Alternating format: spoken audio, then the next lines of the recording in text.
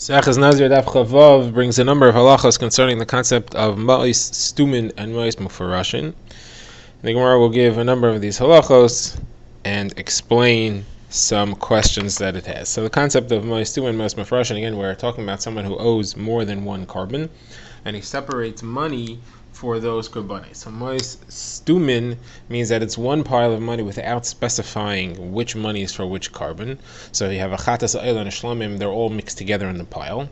Ma'is mefarashin is where he separates the pile separately and he says this is for the chatas, this is for the shlamim, this is for the ayla. As we'll see, the categories of stumin and mefarashin can possibly be expanded to include other cases.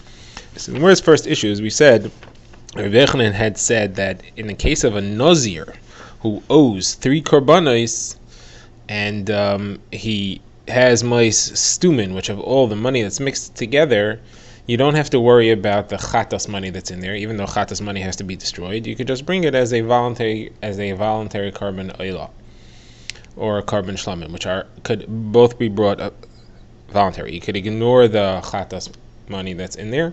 And Rabbi Yochanan said it's halacha l'Moshe misinai ben Nazir. So we're asked, so that seems to say that this halacha l'Moshe misinai applies in no other cases besides a Nazir. So our question is that we have other cases where the same halacha applies. You don't have to worry about the chatas money that's mixed into ma'is stumin. Gemara brings a price that says any other person who owes 2 birds, one's a chatas and one's a ayla, he could use the money, he has money set aside stumin, he could use the money for either the chatas or the ayla, or he could use all the money for a chatas. Let's say he owed birds and then he gets richer and now he owes an animal, so he could use all the animal for a chatas or all the animal for an ayla. And you don't have to worry about the chatas money that's mixed in there going for an ayla.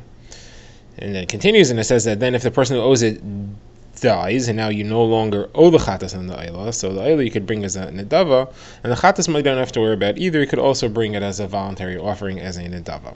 So you see clearly here, you don't have to worry about chatas money that's mixed into ma'is stumin, even if it's not nazir. So why does Rabbi Yochanan say that the halacha l'Moshe misinai is only by nazir? So the Gemara says no, Rabbi Yochanan didn't mean dafka nazir, meant nazir and anything similar. That is, cases where you have one issue that is machayev 2 korbanos. To exclude from if you have 2 separate kabbanas that are owed for separate issues, there ma'is stumin is not going to help you. And the Gemara quotes a brisa that gives us this halacha. The brisa says if somebody owes a carbon chatas for whatever reason, and then he accepts upon himself to bring a carbon ayla. Now he owes a chatas and an ayla. Then he takes a pile of money and he makes it ma'is stumin. That is, this brisa brings an example of that. It says harei elu l'chayvasi. This is for my obligation. So it didn't specify what it is. So you could use it either for chatas or for ayla. It didn't say which one. If ever he dies, now you have a problem because this might be chatas money, and therefore, you could only bring it for a chatas, not for an ayla. Not allowed to bring it for an ayla. Now, if he dies now, since it's chatas shemesu bala, it's a chatas which you can't bring anymore because the owner no longer owes it because he died. You cannot use it for carbon nedava. It's not included in halacha l'Moshe misinai, and that's what Rabbi Yochanan was excluding.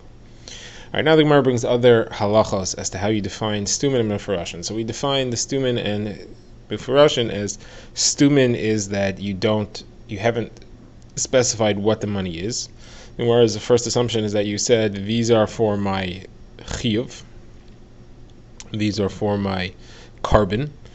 So that's called stumin. And if you specified this pile, this money is for a chatas, this pile is for an ayla, this pile is for a shlamim, so then you have ma'is mufarashin. So Rav Ashi wants to include other cases. There's 2 versions of what Rav Ashi says.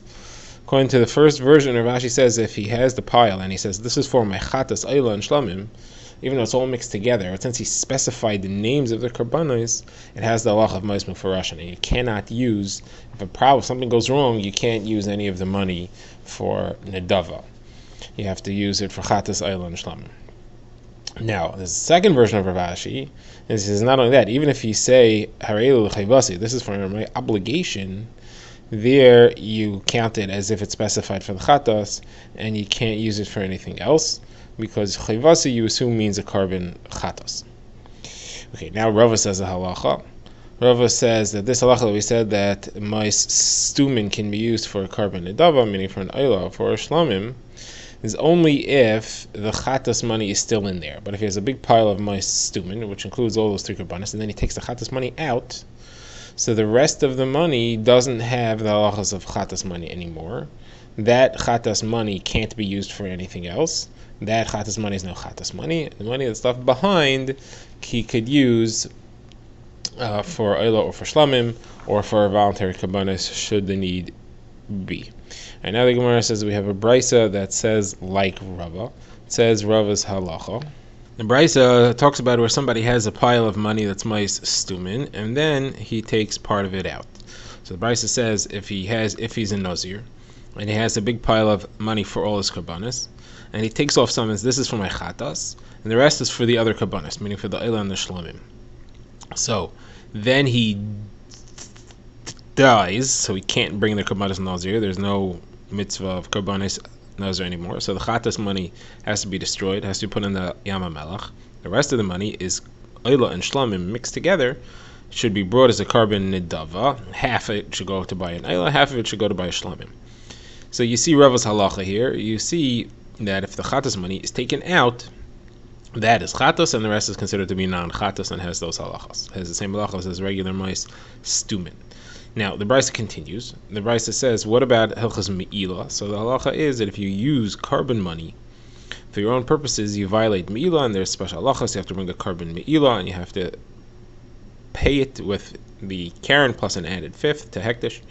So that only applies if he uses all the money. But if he uses only part of the money, so it could be he used the shlamim money, and there's no me'ila on shlamim, there's only me'ila on carbon oila. So if he uses part of the money, we could say that was the shlamim money. It doesn't have to do anything with it. Now, if he, instead of at first separating off money for the chatos, he separated off money for the oila, and he said the rest is for the other karbanis. So the oila should be brought as the oila. And the other money is chatas and shlamim mixed together, so that's regular mice stumin. It's karbanis money with chatas mixed in there. So he can't bring any of it. It could be used as a nidava, actually, because it's mice stumin with chatas mixed in it, and if it's a nazir, like we said, so it's halacha mishmisine that you could use it. Now, what about me'ila? So same halacha applies. If he uses all the money, so then it's vaday me'ila because he certainly used the chatas money. But if he only uses part of the money, you'll say that's the shlamim money, and therefore he doesn't violate me'ila, doesn't have to do the me'ila carbon and pay karen and chemish. Gemara now brings another halacha, and this is Rav Huna Amarav. Rav Huna Amarav says, because this is halacha l'mesh misinai, you can only use the specific case of the halacha l'mesh misinai.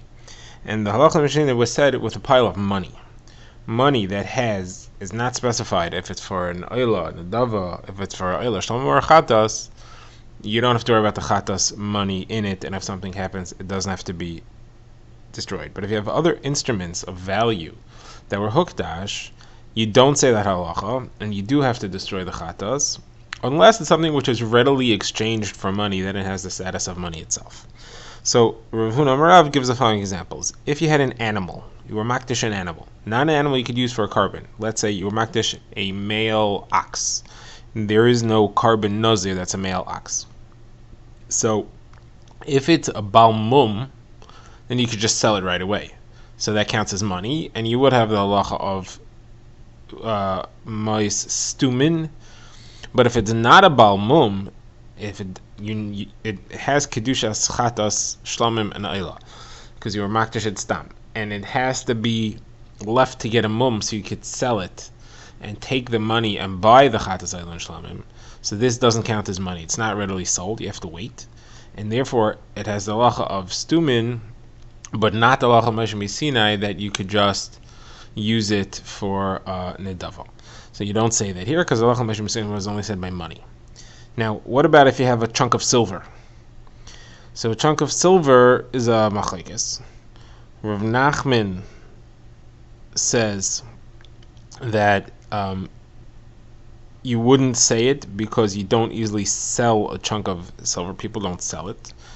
And therefore, it doesn't have the halachas of money, and it doesn't have the halachas of mais stumin. Rav Nachman Bar Yitzchak disagrees, and he says, no, people just trade the silver itself, so it has the halachas of actual money. And therefore, you would give it the halacha meshmi sinai that applies to mais stumin. Now the Gemara has a kasha on this whole halacha. The Gemara says, Rav Simi Barashi asks Rav Papa, what would the reason be? And he challenges this idea. There's one more example here. If you have a pile of wood, the pile of wood is not easily sold because you have to find it's hard to find a buyer for that, and therefore it also would not have the halacha of mais stumin.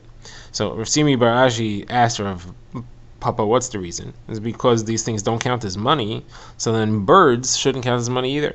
And if somebody's mafresh, he's makdish, a nest of 2 birds to be used for karbanis, one for oil and one for chatas, because those are the only ones that are brought from birds, and it doesn't say which one's which.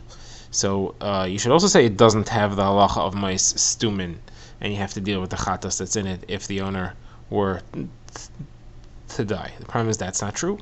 We have a brisa that says that the only time it becomes mefurish is if the owner specifies at the time that he buys them, this one's for the oil, this one's for the chatas.